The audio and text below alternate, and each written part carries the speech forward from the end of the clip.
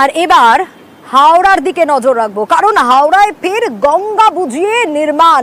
যে ছবিটা আপনাদের দেখাবো, একেবারে রাতের অন্ধকারে এই কাজ হচ্ছে।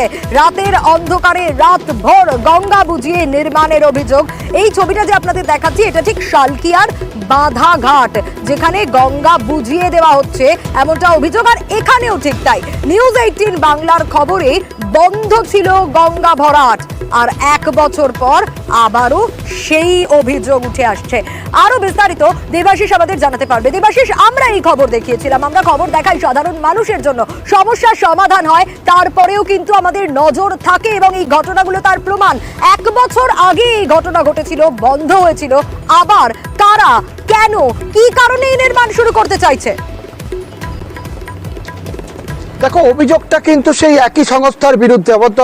গত 1 বছর আগে আমরা যে খবর করেছিলাম, হাওড়া শালকিয়ার বাধাঘাটে একটি গার্মেন্ট ফ্যাক্টরি, তারা তাদের জমি অর্থাৎ গঙ্গাকে তারা নিজেদের জমি মনে করে সেই গঙ্গা ভরাট করে তারা কিন্তু নির্মাণ কার্য করছিল। এবং সেই নির্মাণ কার্য নিউজ 18 বাংলা খবরের সম্প্রচারের পর নড়েচড়ে বসে কলকাতা পোর্ট ট্রাস্ট, হাওড়া পুরসভা, এমনকি গোলাবাড়ি থানা থেকে অভিযোগ দায়ের করা হয়। সেই কাজ বন্ধ করা হয় এবং কংক্রিটের যে দেওয়াল সেটি ভেঙে ফেলা হয়। কিন্তু ফের 1 বছর যেতে না যেতেই তোমাকে সেই জায়গায় আমি আছি এই মুহূর্তে, কার্যত 15 থেকে 20 ফিট অংশ যেটি কিন্তু গঙ্গার মধ্যে ছিল, সেখানে ইট রাবিশ ফেলে পাশেই রেলের একটি জমি যার সংস্কারের কাজ চলছে, সেখান থেকে রাবিশ এনে এই জমিটিকে পুরোপুরি নিজেদের দখলে করছে সেই একই সংস্থা যাদের বিরুদ্ধে 1 বছর আগে অভিযোগ উঠেছিল। তবে আবার কিভাবে সম্ভব এত বড় ঘটনা, যেখানে ভেঙে ফেলা হলো কংক্রিটের দেওয়াল, তারপরে তারা কিভাবে সাহস পেল আবার নতুন করে সেই অংশ বুঝিয়ে ফেলার, সেই প্রশ্নটাই উঠছে। একই রকম এই খবর যখন সম্প্রচার হয়েছিল তখন যেরকম উদ্যোগী হয়েছিল প্রশাসন, তবে আজকে এই ঘটনা নজরে আসে কার? উত্তর হাওড়ার বিধায়ক গৌতম চৌধুরী।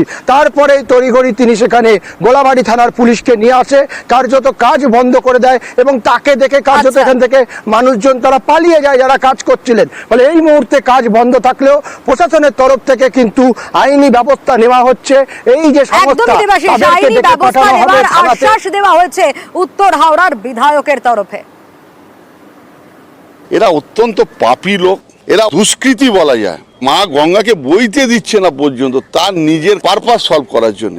তো এই সব কাজ অনৈতিক কাজ পশ্চিমবঙ্গ সরকার কোনো দিনই অ্যালাউ করে না। এটা টোটালটাই ক্যালকাটা পোর্টের দায়িত্ব। তবু আমি নিজে থেকে ইরিগেশনকে খবর দেব, আমি হাওড়া মিউনিসিপ্যালিটিকে খবর দিয়েছি, পুলিশকে খবর দিয়েছি, পুলিশও এসছে। বছর আগে এটা বাধা দেওয়া হলো, তারপর আবার করছে। যারা করছে তারাই মনে হচ্ছে খুব শক্তিশালী। আমি দেখতে চাই এটা লাস্ট কি হতে পারে। এবার একটা রাস্তার ছবি দেখাবো, রাস্তা নয়, এ যেন মরণ ফাঁদ। হ্যাঁ, হিঙ্গলগঞ্জের এই ছবি। আর এই রাস্তার ছবিটায় দেখুন, যদি কোনো মানুষ অসুস্থ হয় না, তাহলে সেখানে অ্যাম্বুলেন্স পর্যন্ত নিয়ে যাওয়া যায় না, নিয়ে যেতে হয় রোগীকে কাঁধে করে। হ্যাঁ, না হলে যে কোনো সময় যে কোনো বিপদ ঘটবে। ছবিটা তো তাই বলছে। এই ছবি দেখে যে কোনো মানুষ আটকে উঠবে। এই ছবিটা রূপমারি পঞ্চায়েতের খেজুর বেরিয়ার, সেখানকার ছবি। আর রাস্তা মেরামতের দাবি জানানো হচ্ছে, অবরোধ করা হচ্ছে স্থানীয়দের তরফ থেকে। ঠিক কি পরিস্থিতি, অনুপম আরো বিস্তারিত এই বিষয়ে জানাতে পারবে। অনুপম, এই রাস্তার কতদিন ধরে এরকম অবস্থা? ছবি বলে দিচ্ছে যে এই রাস্তা 1-2 দিন এরকম বেহাল দশা নয়, কতদিনের, কবে ঠিক হবে, কোনো কি আশ্বাস পাওয়া গেল?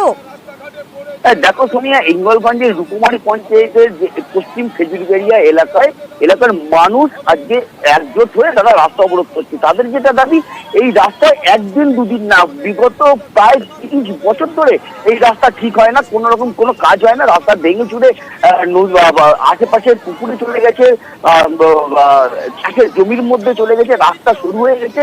হেঁটে মানে গাড়ি ঘোড়া করে যাওয়া তো দূরস্থ, হেঁটেও করা যায় না, এতটাই বাজে অবস্থা। প্রতিনিয়ত দুর্ঘটনা ঘটছে, ছাত্ররা পড়ে যাচ্ছে এবং অসুস্থ রোগীদেরকে কাঁধে করে তুলে নিয়ে প্রায় 1 কিলোমিটার দূরে নিয়ে গিয়ে অ্যাম্বুলেন্সে করে তারপরে হাসপাতালে নিয়ে যেতে হয়।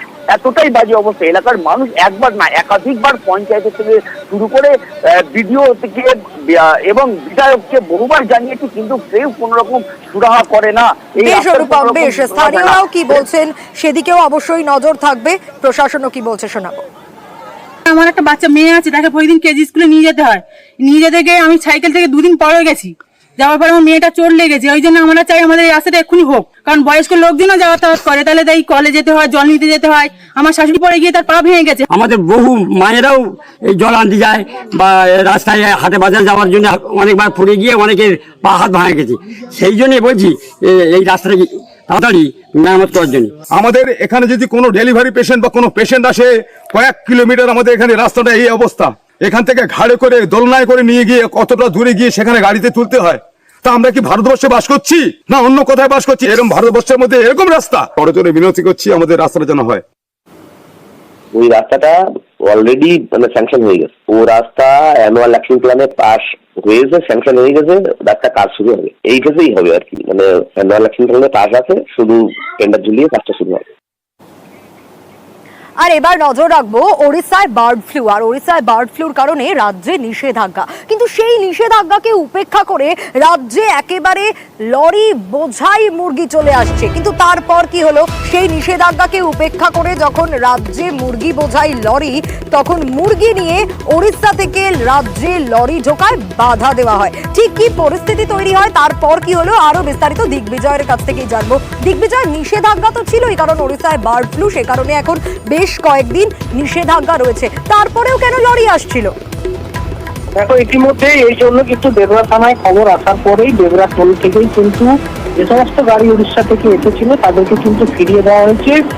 আজ মধ্যরাতে অর্থাৎ ভোরে উড়িষ্যা থেকে বেশ কয়েকটি গাড়ি তারা কিন্তু জাতীয় সড়ক না, সে গ্রামীণ রাস্তা দিয়ে তারা জাতীয় সড়কে ওঠে, 16 নম্বর জাতীয় সড়কে, এবং সেখান থেকে যখন কলকাতামুখী হয় তখন কিন্তু দেবরা টোলের কাছে যে সমস্ত পুলিশ ছিল তাদের সন্দেহ হয় এবং তারা জিজ্ঞাসাবাদ করে।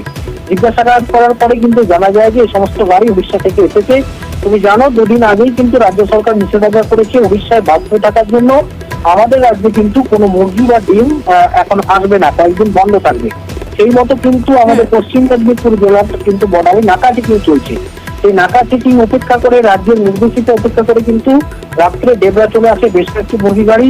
পুলিশ যখন আটকায় তাদের সঙ্গে রীতিমতো বচসা হয়, এমনকি আমাদের রাজ্যের যারা পণ্য ব্যবসায়ী আছে তারাও উপস্থিত হয়। বেশ কিছুক্ষণ বচসা চলার পরে পুলিশের পক্ষ থেকে কিন্তু ওই সমস্ত গাড়িগুলিকে পুনরায় ফিরিয়ে দেওয়া হয়।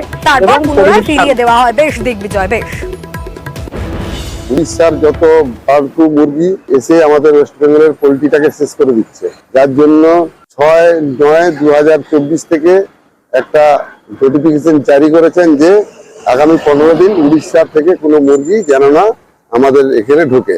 কিন্তু কিছু অসাধু ব্যবসায়ী তারা এসে জবরদস্তি করে গোটা 10 গাড়ি এসে কলকাতা মাল ঢোকানোর চেষ্টা করে।